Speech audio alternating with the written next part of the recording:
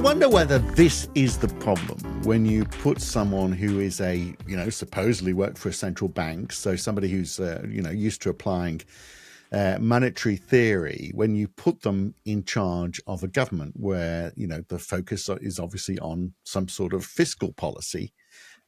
Can you divide the two? And is that the problem we've got with Rachel Reeves? Because she is a disaster for the UK economy. I don't know. It almost doesn't matter what side of politics you're on.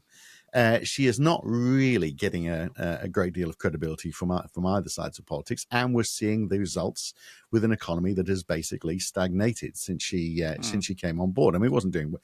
In fairness, obviously, she inherited a problematic economy. But she's certainly doing nothing to fix it up. So she's Tory light. I mean, there's been no change in the political flavour of the country when going from the Conservatives to Labor. Yeah, and I think that's you can see the reaction in the polls. I mean, I bought a book on Starmer actually yesterday. That's fairly heavy expose. I'll find it and bring it up and mention it in a moment. But I simply can't fathom the guy's motivation. And with Rachel Reeves, what you're getting is basically a walking, talking textbook. Yeah. And if the textbooks were right, we'd be in good hands. The trouble is they're not. But she has no awareness of that, but has supreme confidence in what she's been taught. And that's really the problem. We need somebody with a bit of a sceptical backbone making government policy, not somebody who falls for the same mainstream thinking that the Tories have been doing for the last, 15 years. Yeah. And look, the tax system in the UK is unnecessarily complicated and unfair. And we can break that down. And if ever there's a need for a tax reform, now is it. But I mean, even if you looked at what she was trying to achieve, and her focus has been supposedly on growth, which she thinks there's this idea, isn't there? If we can only just balance the budget, then we'll have growth, because it is the unbalanced government budget which is deterring, I guess this is the argument, deterring investment in the country. Without that investment, we're not seeing growth. I think that is the sort of argument they use. So it's straight loanable funds, and this is one reason that I savage neoclassics, and I don't care if I piss them off anymore. I've had enough of this garbage for the last half bloody century. They're spouting a model of banking which is technically wrong, and yet and yet people who go through and learn at a superficial level, like obviously Reeves did, they're the people who get, they get past to credit results. And it's not just the fact that how well their results are. They accept that it must be true because that's what my teacher is telling me. Right.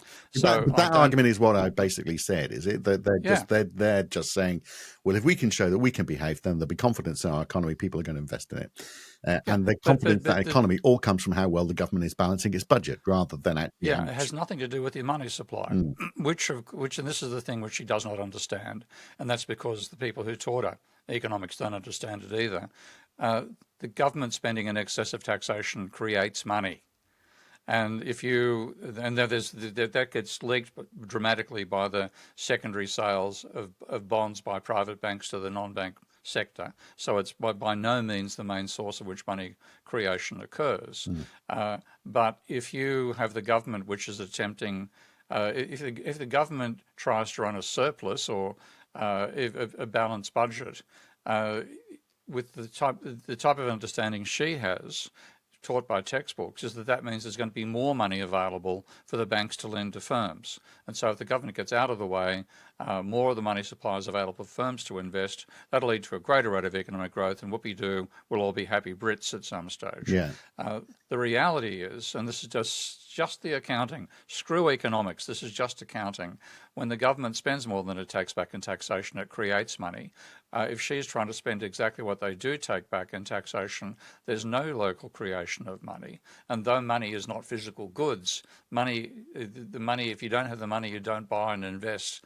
Money is critical to creating those physical goods. It's critical to achieving the investment she's trying to create. She's actually reducing the available money supply and telling firms to invest more. Well, and that is catch-22. And we've talked about this quite a bit in recent podcasts. I don't want to dwell too much on the money creation side of things, because we've talked about how, okay, if the government creates a lot of money and ultimately ends up on the secondary market, then it's sort of like a zero effect. In effect, all you've done is When the bonds are sold, it's the bond yeah, sales that actually do that. Yeah, but same amount of money like in circulation. All you're doing is you're actually taking it from the private sector to the public sector, or vice versa, which I'm sure is. But I feel like Hair Belief and so many other people like the Institute of Fiscal Studies and people yeah, like that is it all gets down to confidence. And if there's more yeah, confidence and in she's very confident, it, and that's I don't know if she makes is me really. feel extremely. She always looks a bit scared to me. But I mean, that belief that if there's confidence in the economy, then banks will lend, and banks can lend, and that does create money. And if there's Yeah. confidence, then investors will, and obviously foreign money will come in as well. So all of that adds to the money supply. So that confidence argument is perhaps a valid one, so long as the investment is happening in the Well, right the place. trouble is, and this is what I'll try to build. You've got to have a visual or a meme of some sort that lets people understand this stuff. And a few months ago, I dreamt up the meme of a seesaw to say what actually happens with finances. So if you spend more than you earn, that means you have negative financial net equity out of those transactions. Yeah. Your aggregate position might still be positive, but if you spend more than you earn, you reduce your financial net worth, and that's seen as being absolutely terrible. You know, everybody should have positive financial net worth. The trouble is that's like saying everybody should be on the upside of a seesaw. Okay? You simply can't do it. And now what she's doing by the critical point in the structure of the economy is that banks must be in positive financial equity, otherwise they're bankrupt. A bank whose short-term assets are worth less than its short-term liabilities is technically bankrupt and will be shut down by the central bank. So banks must be in positive financial equity. That means the non-banks economy must be in negative financial equity. That's absolutely given. If you have a banking sector operating as our banking sector does, Yeah. then by definition, the non-bank financial sector is a negative financial net worth. Now that means that the non-bank sector is both households and firms, private economy as we call it, and the government. Okay? So if the government, if the private non-financial sector, households and firms, don't like being a negative financial net worth. If you see your debts are greater than your assets, you don't feel good. You're not bankrupt like a bank would be, but it isn't a comfortable situation. So that leads to speculative behavior by households and firms rather than necessarily investment behavior. Yeah. And this is the dilemma. They think they're getting out of the way. They're actually effectively taking the running shoes off the firms and say, "Run faster, please. You really enjoy the bare concrete." Yeah. It's so frustrating that you can't get through that mindset. Well, I think she's got a bit of a misunderstanding as well between speculation and investment with some of her policy thinking. So let's talk about that in just a second. But let's look at her very short track record so far. So even if we were to say, well, okay, she wanted to balance the budget, or she wanted to bring down the amount of debt that the government is having. And so she went for a cash grab on business because they said, well, we're not going to increase tax for people, but we will increase tax for businesses. So we won't increase your your personal national insurance contributions, but we'll get more national insurance contributions. And for people, by the way, from overseas who don't know what national insurance is, it's basically another tax which is supposedly gathered to pay for your state pension. So you're in the country for so many years, it all gets built up and gets added to your state pension. In reality, it's just a slush fund that goes into the general government's contribution. It's just another level of taxation. And it's paid for by the individual and it's paid for by the company, almost like a payrolls tax. And it was it was paid for on both sides. So rather than saying to people, well, we're going to increase your national insurance contributions, he said, no, we're going to increase the contribution that companies pay from into national insurance. So what it went from 13.8%, I think it was, to 15%. So more than 1% increase in national insurance contributions. Small business, particularly retailers, are going, well, this is actually quite a big cost for us. We're not taking on as many people. The economy has slowed because this is a new tax that the government has introduced. So and it's not worked. So actually the government debt hasn't increased, but hasn't gone down either. So they've got this slug of money that they've imported or inherited from business, but it really hasn't achieved her job of trying to reduce the national debt. So they've got to go again. So the first thing that's being talked about now for the budget, which is next month, is, well, okay, we said we weren't going to increase income tax. We can't obviously tax businesses anymore. So it's the same thinking. Well, let's add a 1% tax on everybody on their income tax contributions. So the same thing's going to happen again, isn't it? People will have less money to spend. Yeah. So there'll be no growth. And this is what's so pernicious, what is taught in economics textbooks, because obviously Rachel Reeves didn't dream this up herself. Okay, I'm not going to expect she's got enough imagination to dream up anything as interesting as an economics textbook. But it's what she gets taught, and she accepts it. And this theory is wrong. You literally, they think the government is just like a household. It must spend equal to or less than its income, and then that adds to private savings. So if the government runs a surplus, there's more savings available for firms to borrow, and you'll grow more rapidly that way. It's a complete fallacy, because when the government taxes more than it spends, and this I hope should be obvious when people think about it, it's taking more money out of private bank accounts than it's putting into those private bank accounts. And therefore the increase in taxation is reducing the money supply. And yet you're saying, grow faster with less money. Now, that is an oxymoron, because even though, monetary things and physical things are obviously different, the people who are in business are there to make the money. They're after the money in the first instance. You reduce the amount of money in existence, it's likely to turn over more slowly as well.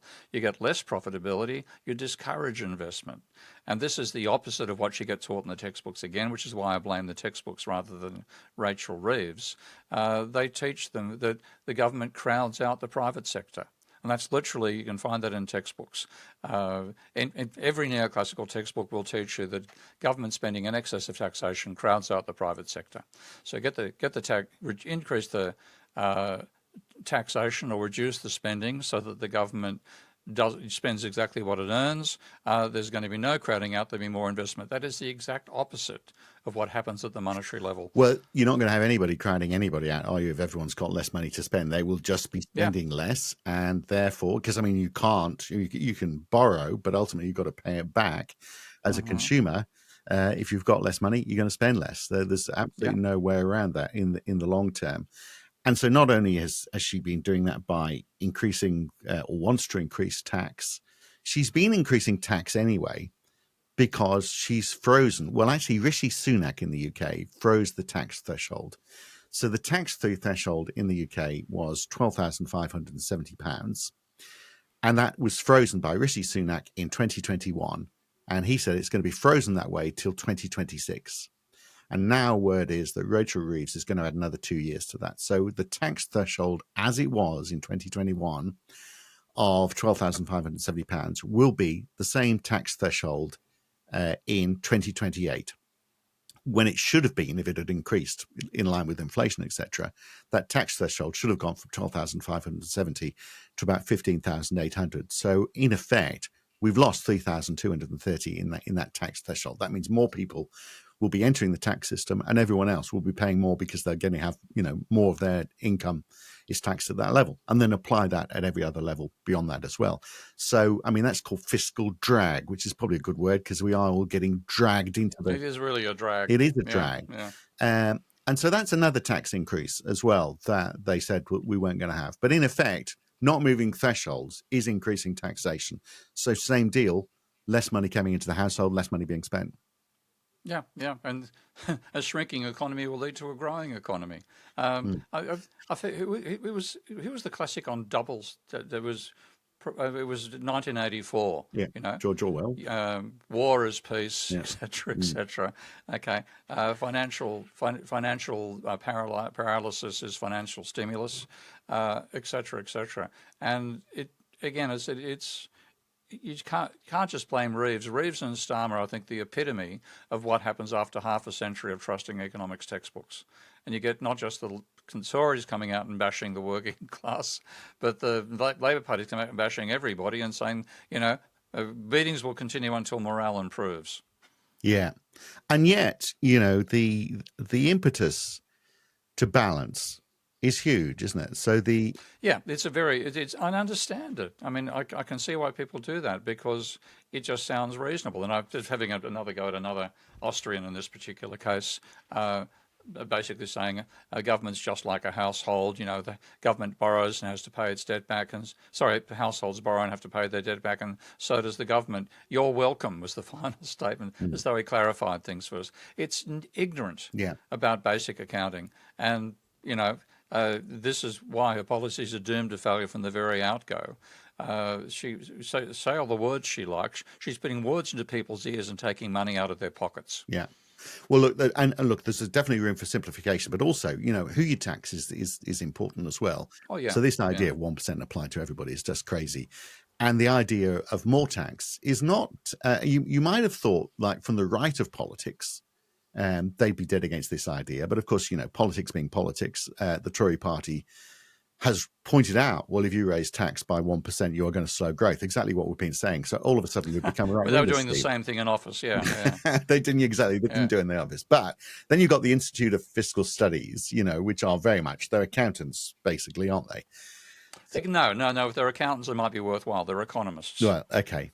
Okay, if they're accountants, they wouldn't be coming out with this garbage. True. Okay, they're economists. So their point in looking at this, the proposals for the next government's budget, particularly this idea of 1% taxation, said that tax revenue as a share of national income is set to reach a UK record high of 37.4% in 2026 to 2027.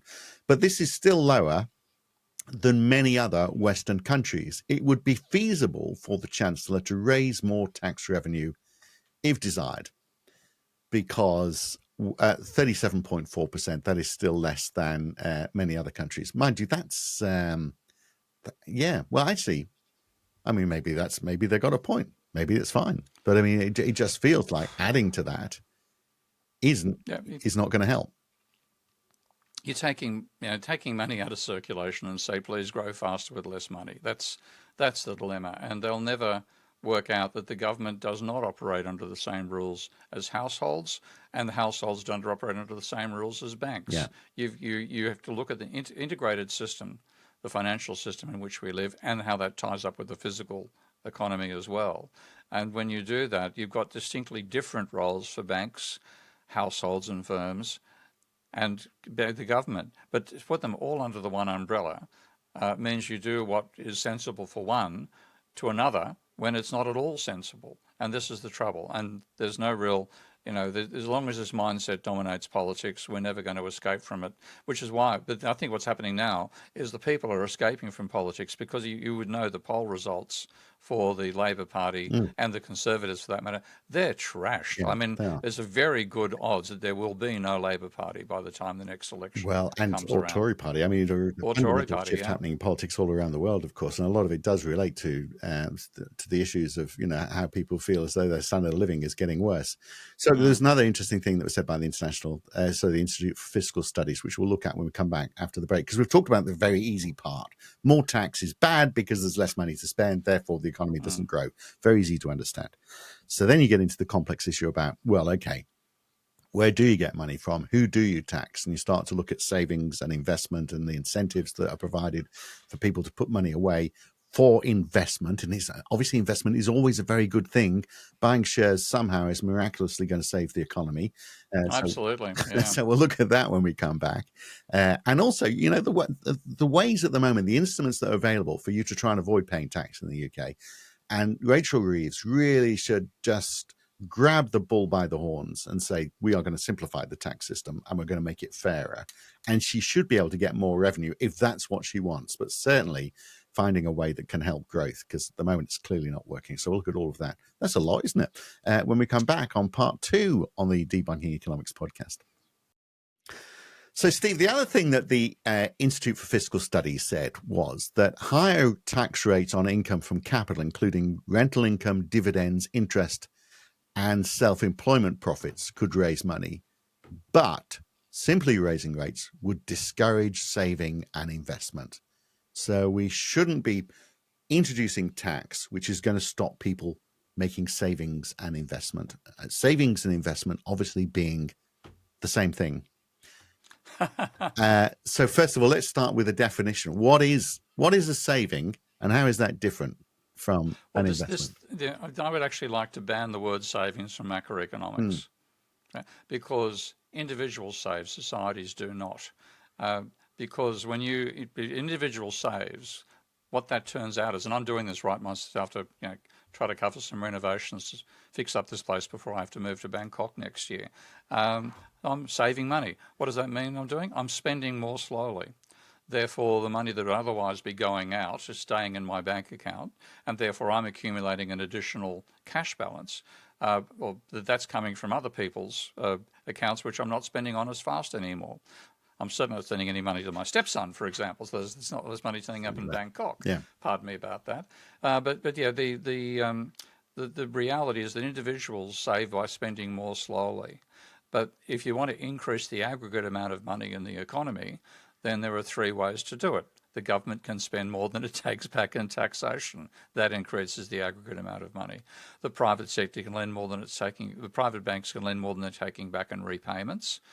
And then that engine's pretty much run out because the level of private debt in the UK is so high now after 40 years of Thatcherism and deregulating the banking sector that people aren't particularly willing to borrow anyway.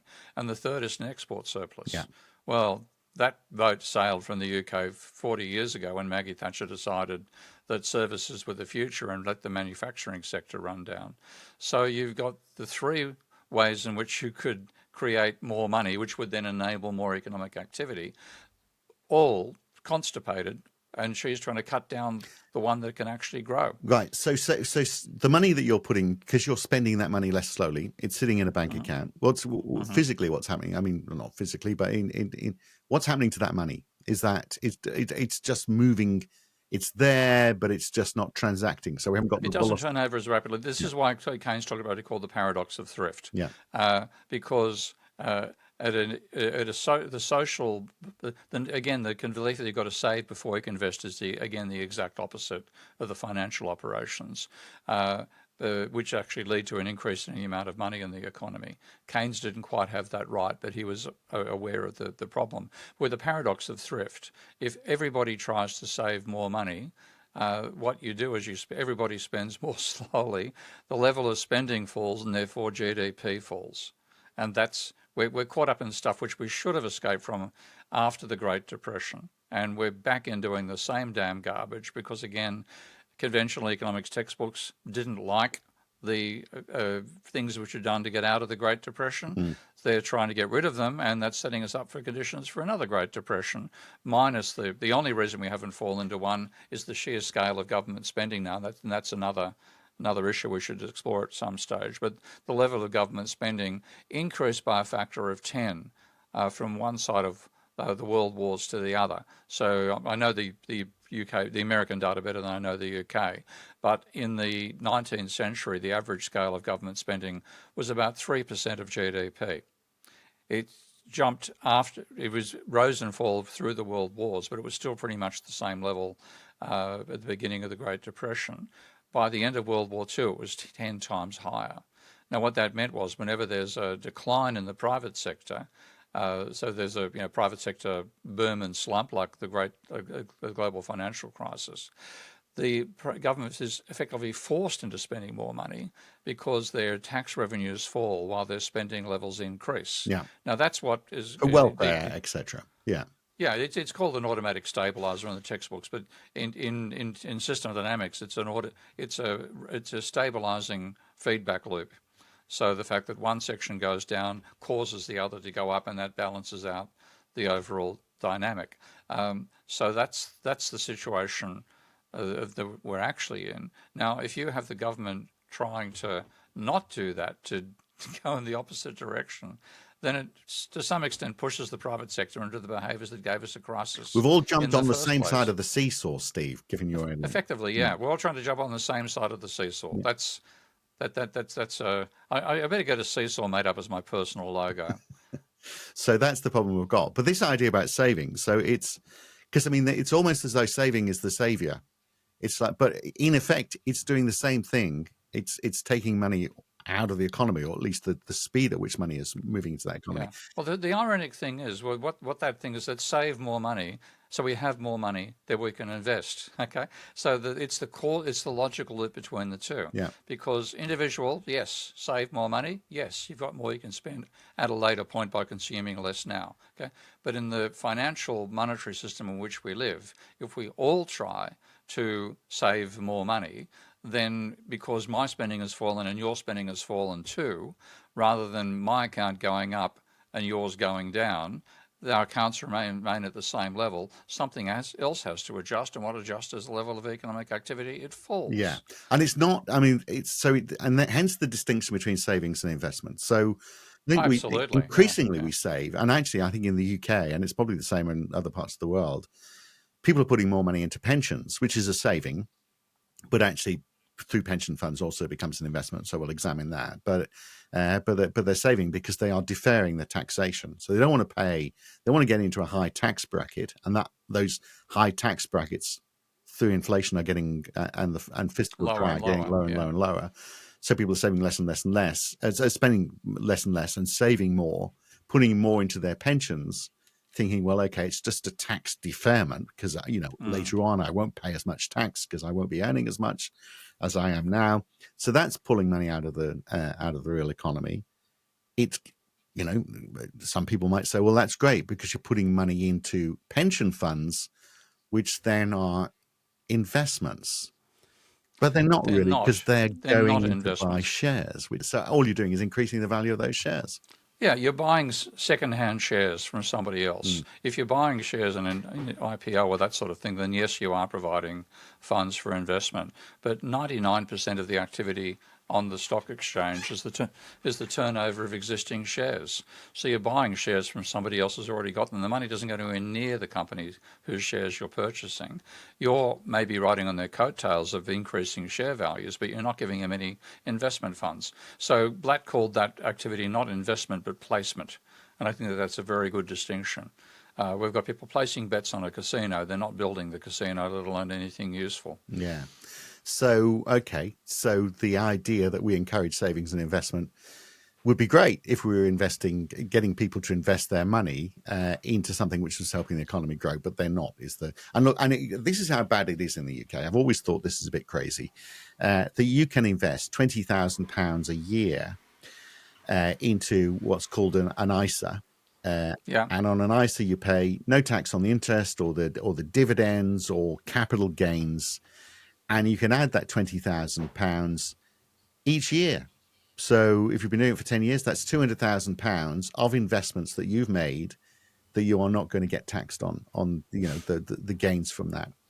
So that is first of all, to have £20,000 after tax, this is, so it's not as though, because if you've got money to spare from what you're earning, you're going to put that into your pension, aren't you? Unless you want to get access to it in the short term.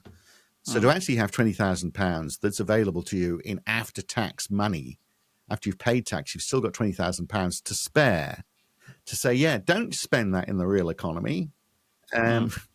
It's almost like the whole thing's been designed to create a catastrophe, isn't it? Don't spend it in the real economy. Spend it in stocks and shares and see if you can push up the asset values without necessarily creating any growth for the economy whatsoever. Yeah. I mean, I've used the analogy.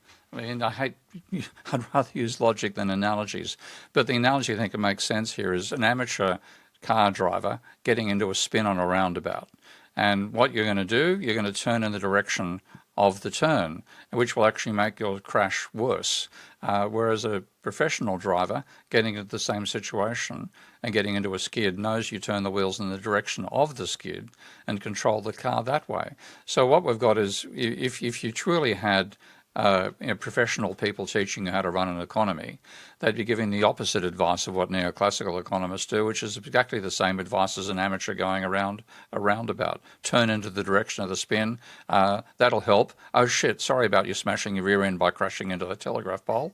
I didn't see that coming. Yeah, you didn't see the global financial crisis coming either, did you? So again, we're all victims of conventional economics, and And in that sense, Rachel Reeves is playing the role of cheerleader to jumping over a cliff. Well, I mean, she didn't introduce those ISAs. And in fact, in fairness to Yeah, her, yeah. one of the things that she is discussing is the idea that that £20,000 allowance should be reduced to a £10,000 allowance.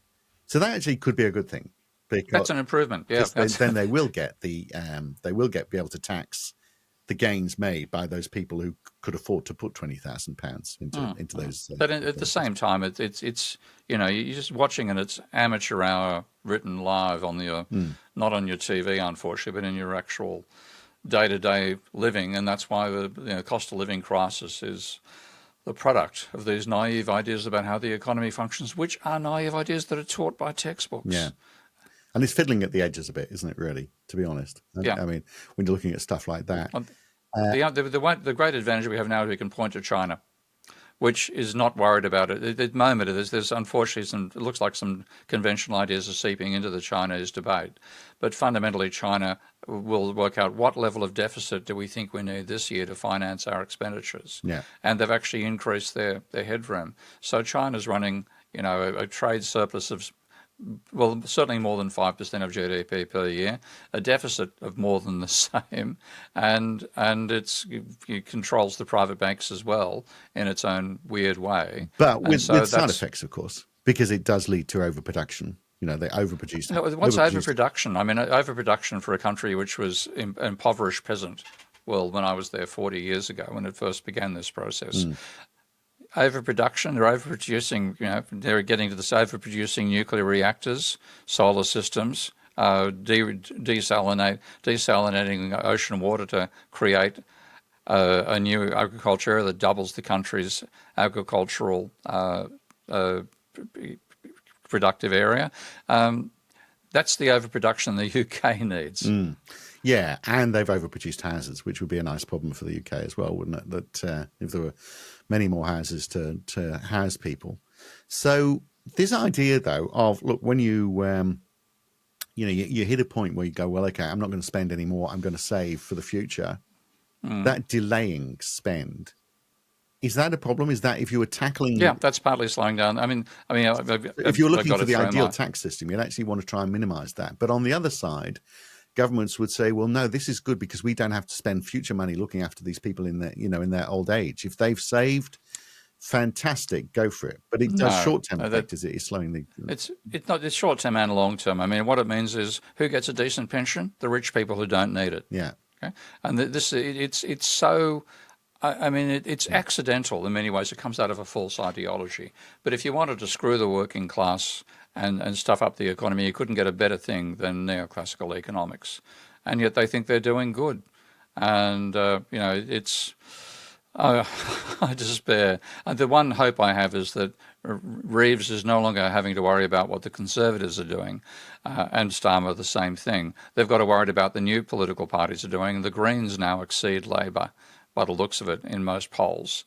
So, and given the crazy nature of the British political system, that first past the post may lead to a dramatic transformation in the constituents of the next parliament. And maybe at some point there'll be defections from the Labor Party that put it into a minority at some time before the 2029 election rolls around. So the economics is pretty hopeless because it's all the wrong economics. Politics is looking a bit interesting. So if you're trying to change the tax system, it feels like, I mean, that's someone at some point has got to say this is all broken. We need to change it. And there's some things which are completely obvious that you need to fix in the UK. So first of all, this idea that you've got a general taxation, then you've got national insurance contributions. It's just crazy stuff. And actually, it's particularly crazy because it benefits the rich. So national insurance contributions, they're currently 8% till you get to, I think it's £250,000. Sorry, £150,000. Anyway, up to a point, and then they drop down to 2%. So if you are wealthy, you're making proportionally less of a contribution. Because the thinking will be it's there to cover pension funds, and once you've paid over a certain level, then you've done your bit for society. But if you're filthy rich, why shouldn't you just be paying more? Because so in effect, it's a Gary's economics has right. Tax is more about redistribution, yes, than it is about revenue.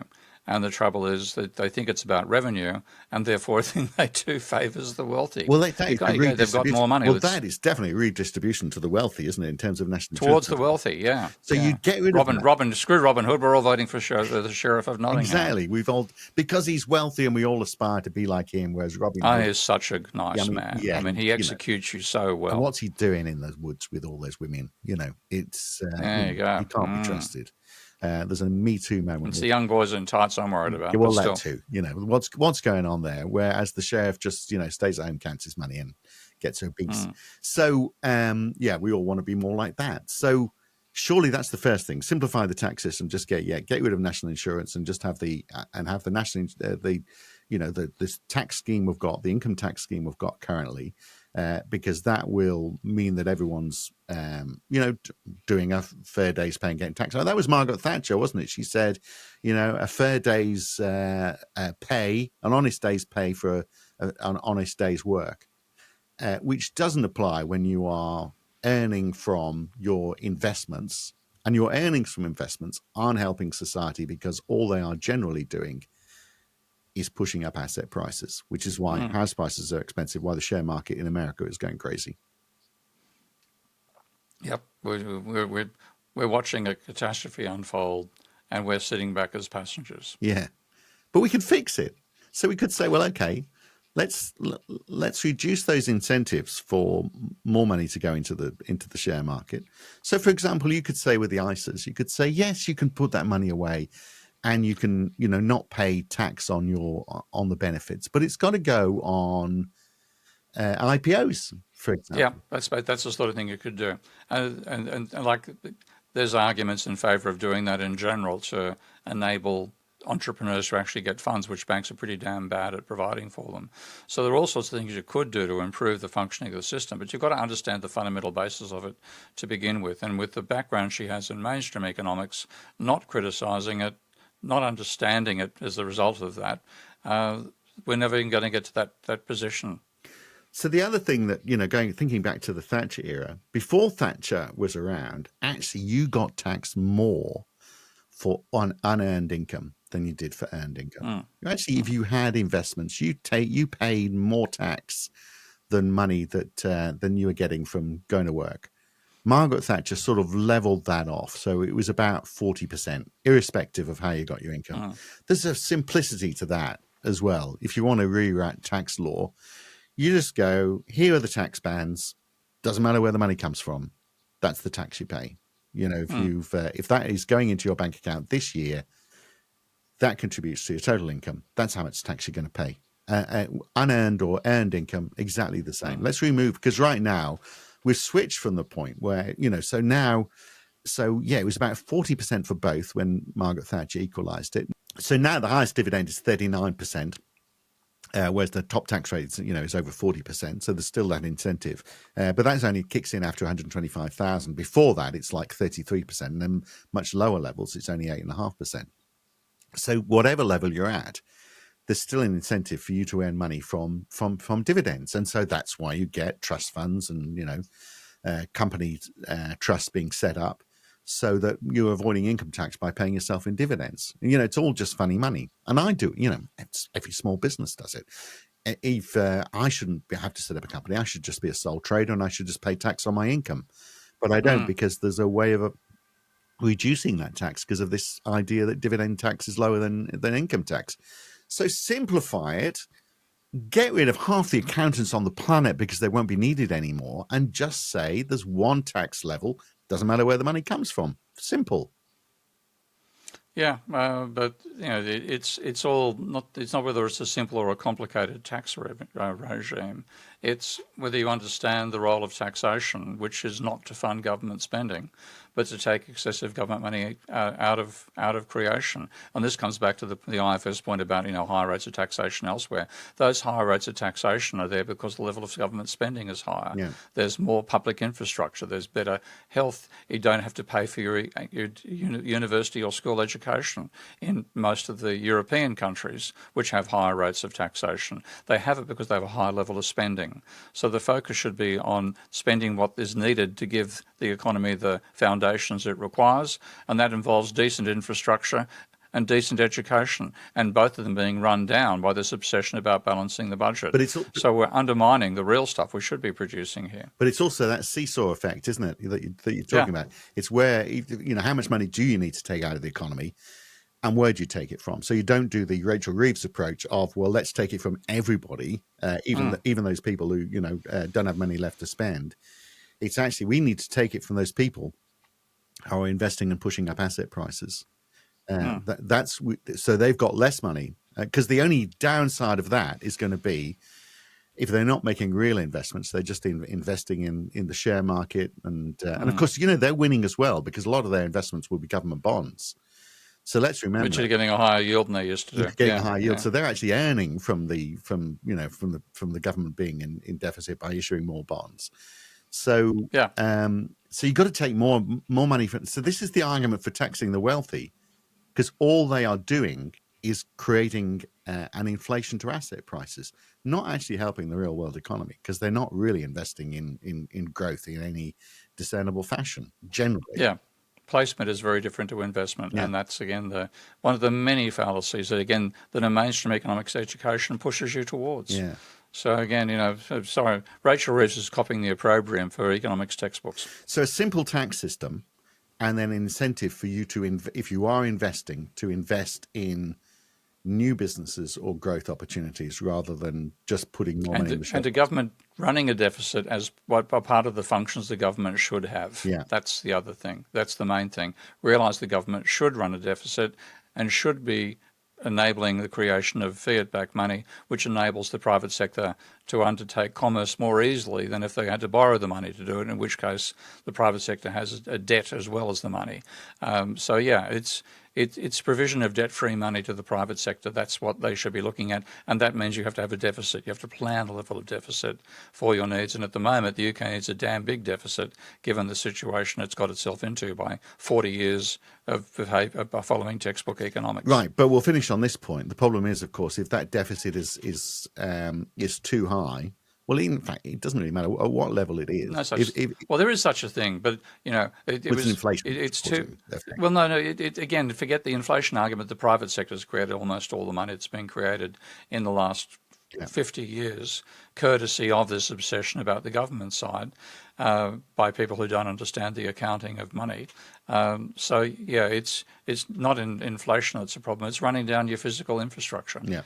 This place has, the UK has lower quality universities, lower quality infrastructure, all as a result of trying to save money when it should be creating it. Yeah, and look, and I've just had 2 new tyres put on a car that's only a year old, because it was buckled, because the wheel was buckled because of driving through too many potholes. So there we are. There's welcome to the UK. Yeah, if I would have had the choice, I would have paid that. What was it? £350 it cost me. I would have paid the £350 in tax for contributions to fixing the road. Wouldn't have worked. It would have reduced the money supply again. What you wanted is Rachel Reeves to spend that $350 and fill the pothole, and then reduce the private sector's cost as a result. On something else. Yeah, exactly. Yeah. Although they say, well, I've spent the money in the economy. I've helped the tyre company, so stop, quit moaning. But it seems like getting a simpler system. Just going back to that idea, though, of the government runs in a deficit. The problem is, of course, that never happens, because when they do run in a deficit, it's always seen as bond issuance. I know, which is another mistake, and that's one thing I've got to take on. Another neoclassical. You can't fix it without fixing the relationship between how bonds are issued and how much are held by. Stop selling bonds to the private banks. Yeah, that'd be the solution. Sell them to the central bank instead, or the central bank buys the damn lot for every deficit. Yeah. Reduce the government independent debt of central that way. bank, Steve. You can't play with that. Particularly with Rachel Reeves. I know, but that's the key issue, isn't it? Actually, it's like. And then we've had this discussion before as well. The interplay between the government and central banks, they're so very often at odds with each other, and so that doesn't help the situation either. All right, okay, well there we are. Well, we'll see what she does. we one thing we can be sure of: she'll do precisely the wrong thing, because that's everything she's discussing at the moment is precisely the wrong thing. So it's bad news for the UK. All right, we'll catch you around next week. Look, next week I want to talk about narrow economies versus broad economies. we'll go back to Ricardian thinking. Oh, yeah. And, I'll pull out one of my favorite quotes from Ricardo, which obviously most people have not read. all right, exactly. All right, we'll do that next week. Okay. Good to talk, Steve. Bye. Bye.